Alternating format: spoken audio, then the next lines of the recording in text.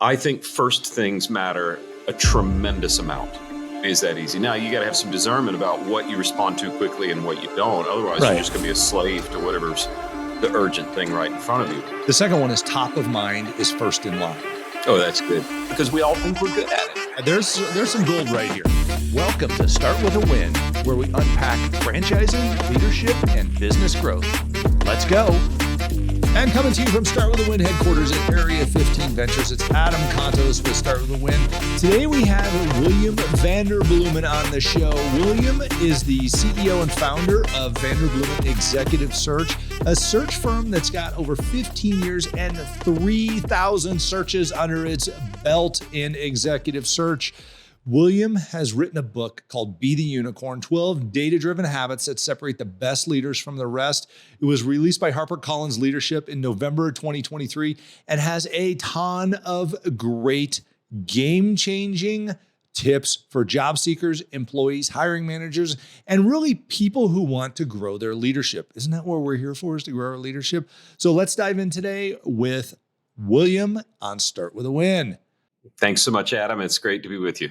Awesome. So tell us a little bit about yourself.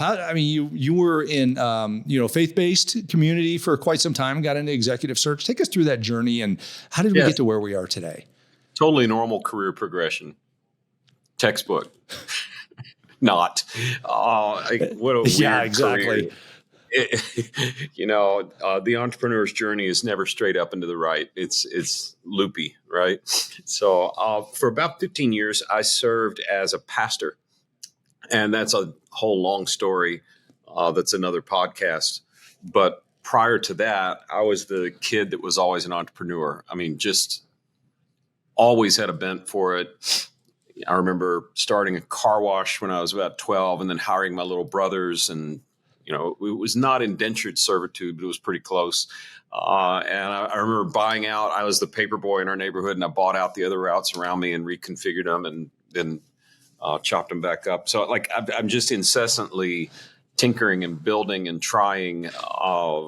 And then that combined with a pastoral move was really interesting. I served great churches. I think I was probably always a little too entrepreneurial for the church and rocked the boat more than probably should have. But I left the church that I was serving, went through a divorce, which I would not recommend.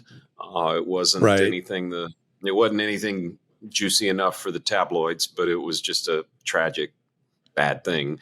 And ended up being a single dad of 4 kids and needing to figure out what to do. So I went to work for a big oil and gas company. Since we live in Houston, that's kind of what there is. And was really fortunate to get a good job. They had me on a management rotation track, right? So you do this discipline one year and this another, and this. You'll come out learning the business. First rotation was HR. And during that year, the CEO said, I've been CEO for 9.5 years, which is a Fortune 200 company. That's a long time in that setting. And he said, it's time to find my successor. Yeah. Yeah. So they hired this thing called a search firm. And 90 days later, they had their new CEO. And I thought, what in the world did I just see? And I was since I was in HR, I was kind of the water boy for that team, right? Didn't get to contribute much, but got to see what was going on. The church that I had served here in Houston, First Presbyterian, it's actually where Sam Houston went to church. Wow. Yeah, I was called to lead that when I was 31. What were they thinking? They did not use a search firm. They should have. But they took almost 3 years to find me. And it's a great church. And then I stayed 6 years, and then they took 3 years to find the next guy.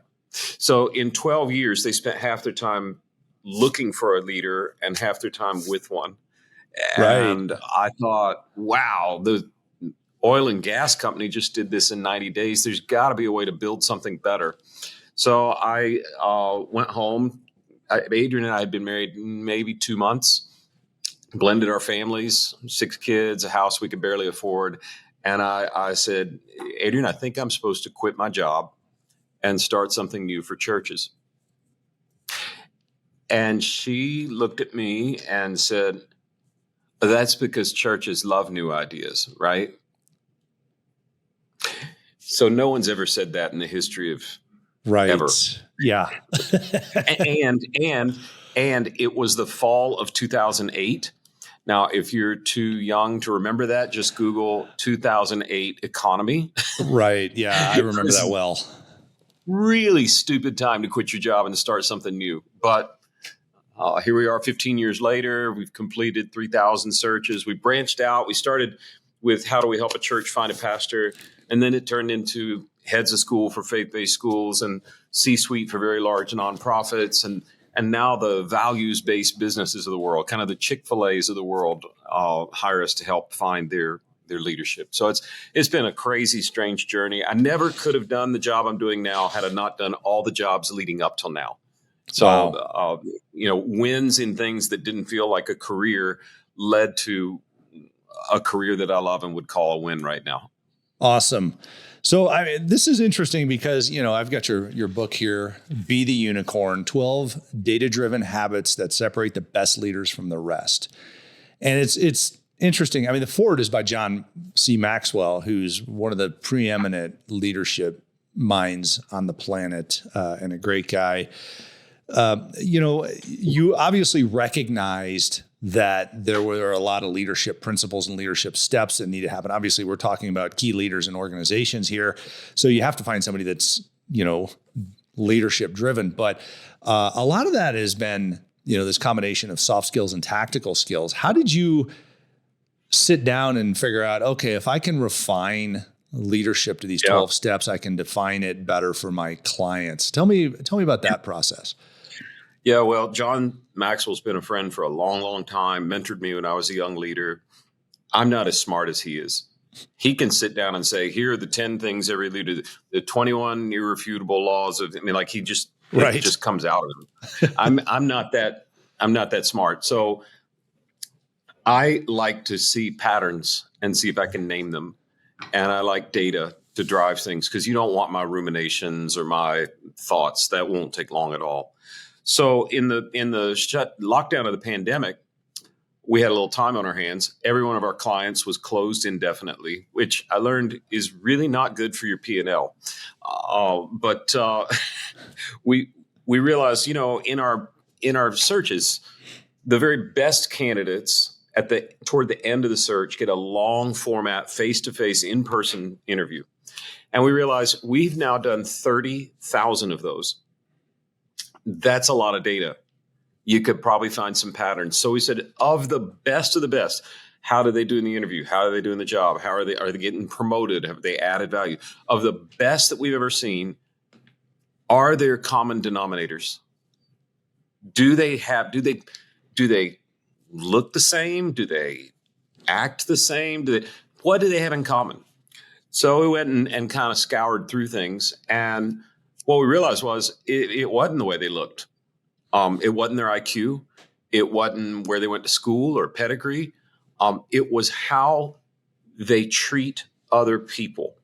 And we found 12 distinct habits that these best of the best, I call them the unicorns, 12 habits that were easily seen in the research. Like these 12 stand out, and they treat people in these ways, very intentional, bent toward habits that most of us are unintentionally bent away from.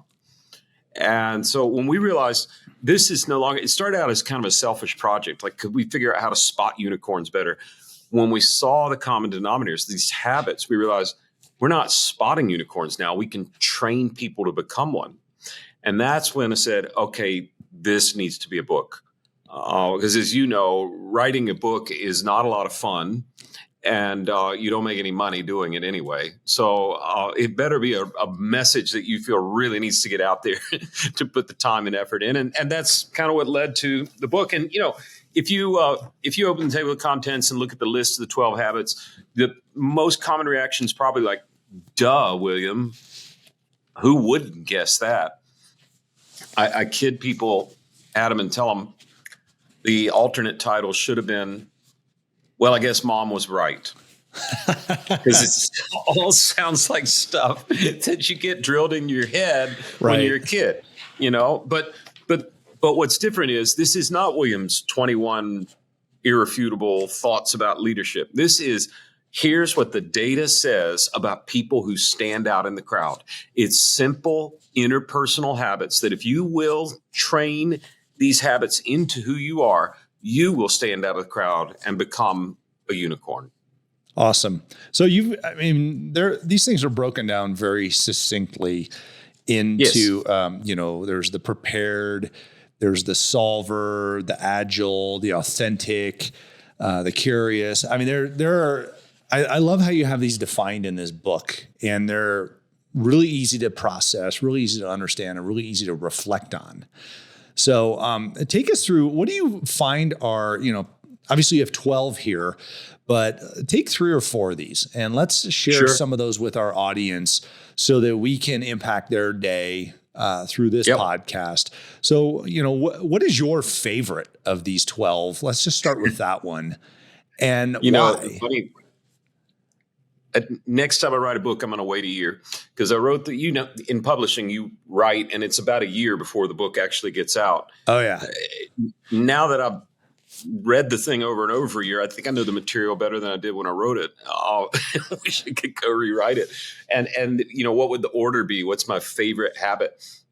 I'm kind of like, I'm a big believer that if you want to make a permanent life change, you need to start with a small, winnable change. You need to start with a win, for lack of a better way to say it. I like that. So I don't know if it's my favorite habit, but I think the easiest one to just grab hold of, focus on, and master is the very first chapter. And we call it the fast, which is a little misleading. That's a little bit of clickbait. It's not raw speed. I am not fast. I tell people I'm Dutch. We're built for wind resistance, not speed. If it were really accurately titled, it would be the responsive. Okay. Unicorns get back to people, and they do it quickly, and they do it intentionally. They're fast at getting back to people. They're fast to make it personal. And that is something that we as humans genuinely stink at. Why do you think that is? Why? I mean, I want to know.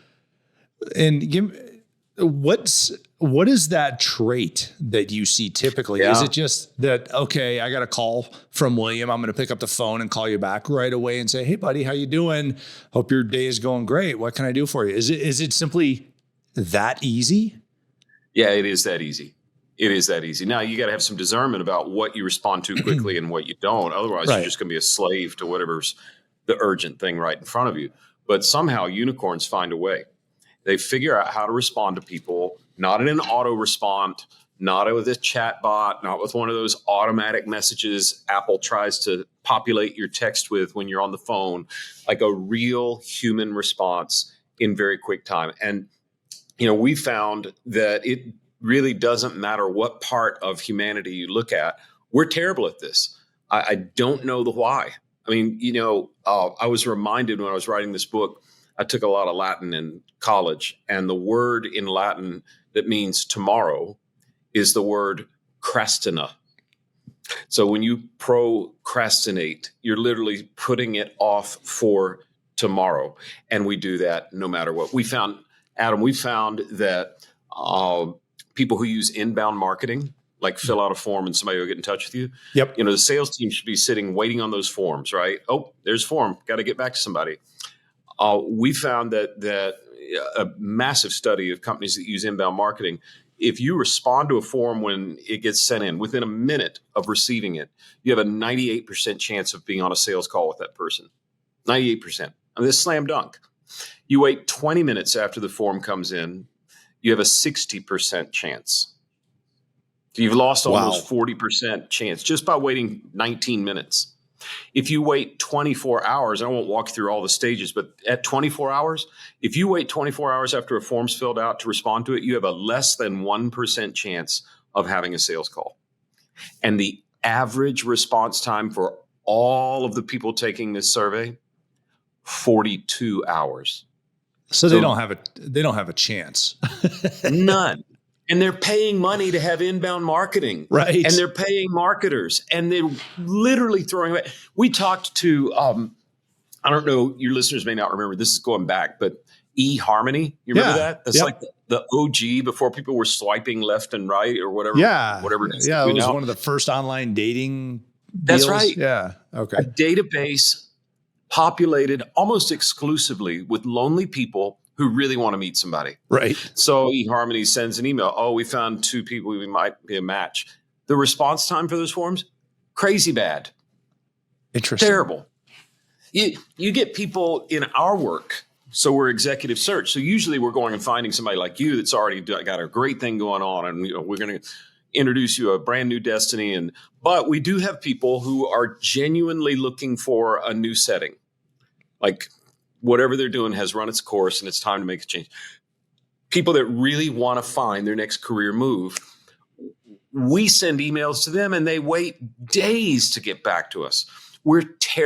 If you want to make a quick change, if you want to start with a win in becoming a unicorn, it's pretty simple. Just get back to people. Now, remember, I was a young senior pastor, 27 or something like that. And I'd been asked to come help this church relocate. They'd sold their property. They'd bought some new property. They hadn't built anything yet. So I was kind of like with them in the wilderness, I guess would be the way you say it. And we were looking for somewhere. We'd outgrown the temporary facility that we had. So looking for a new place. And I'm riding around with a community leader who used to be on our board and had stepped away from the church. And he said, right down the road from our new property, there's that YMCA, and they're not even open on Sundays. I bet we could use that. I said, cool. He said, I know the board chair there. I'm like, cool. And we were driving around. We get back to my office, and he handed me the guy's number and said, you should give him a call. I said, I will. So we sat and visited for another 10 or 15 minutes. And I said, anything else I can do for you? He said, yeah. Why haven't you called that guy yet?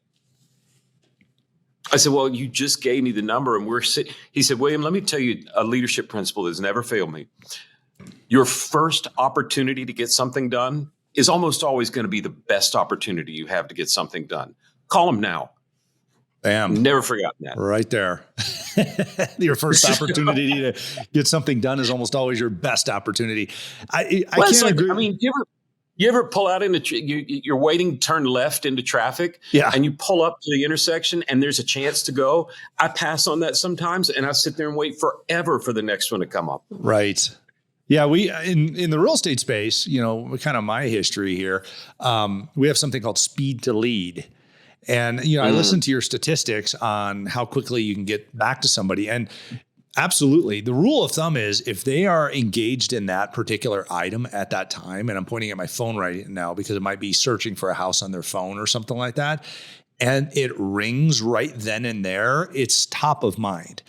And that's right. I've been running off of these 2 key principles in my business. The first one is presence creates trust. And I'm sure we'll talk about that here, or something like that in your unicorn stuff. But the second one is top of mind is first in line.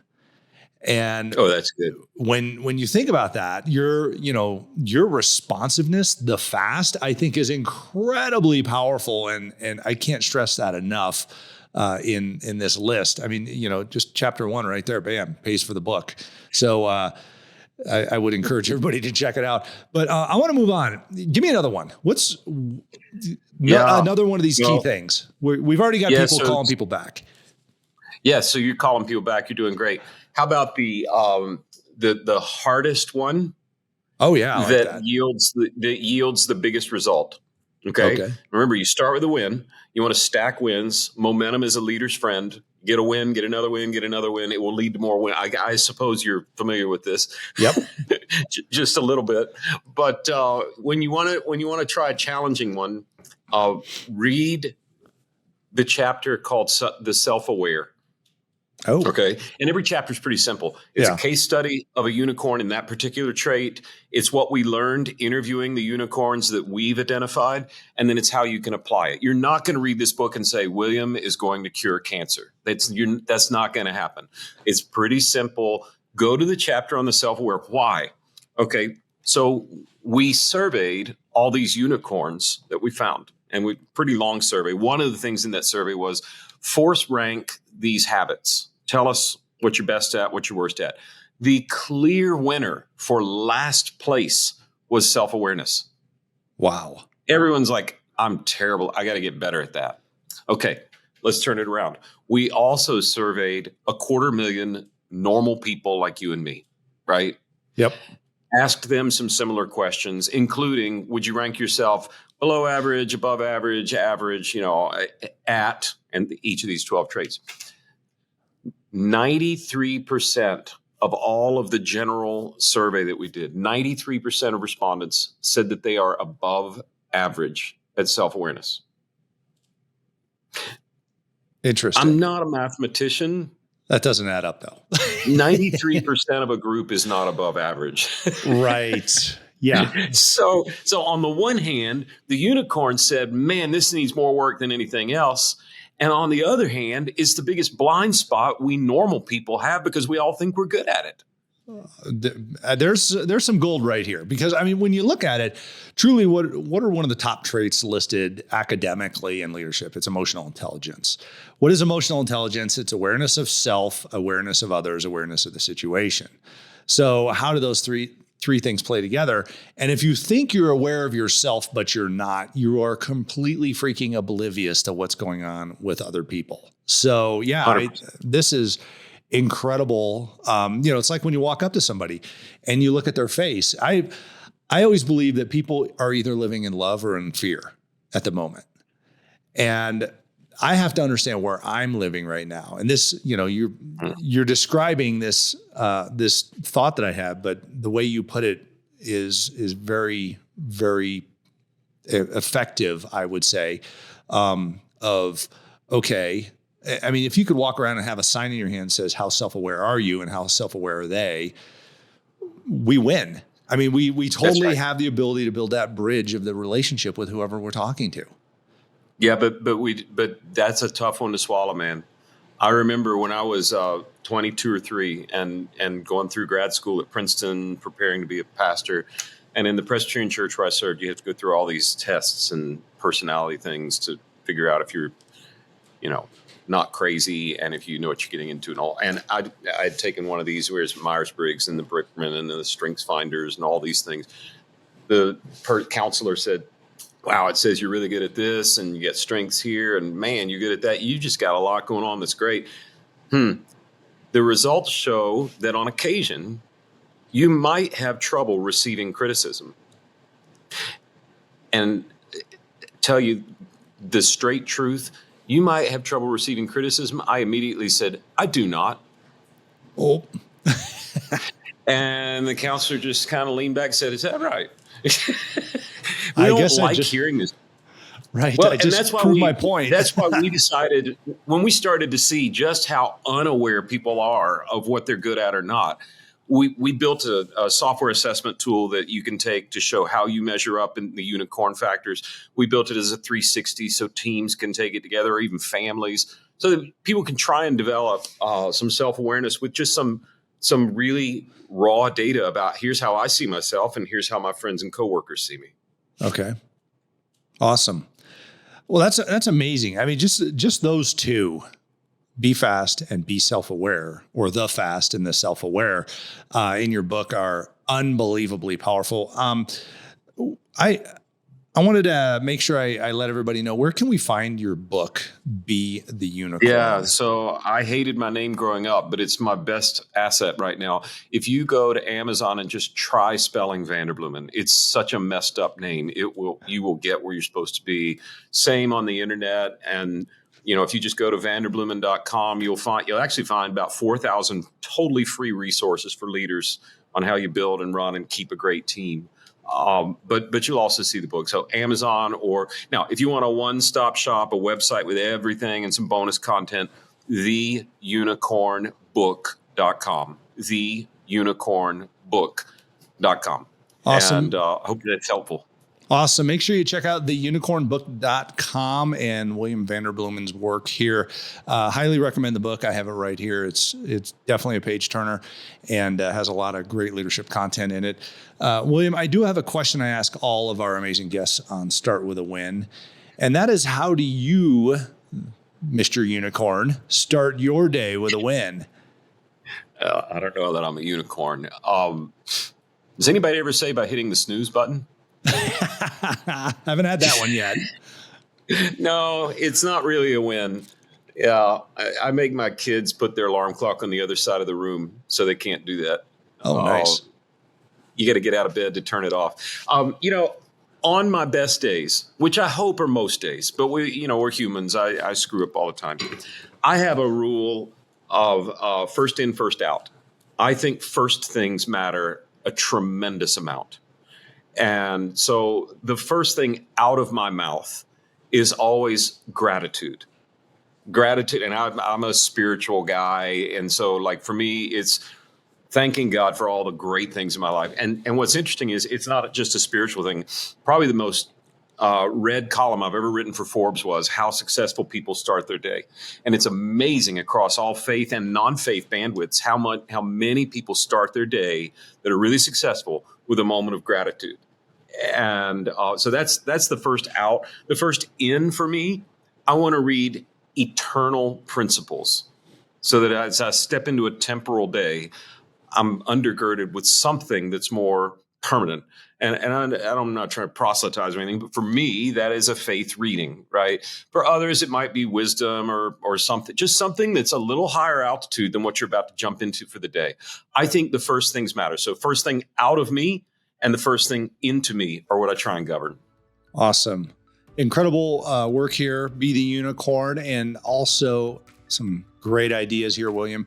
William Vanderbloemen, Be the Unicorn, 12 data-driven habits that separate the best leaders from the rest. Thank you for being on Start With a Win. We appreciate all you do. And everybody make sure you go check out William's book here. Thanks, Adam.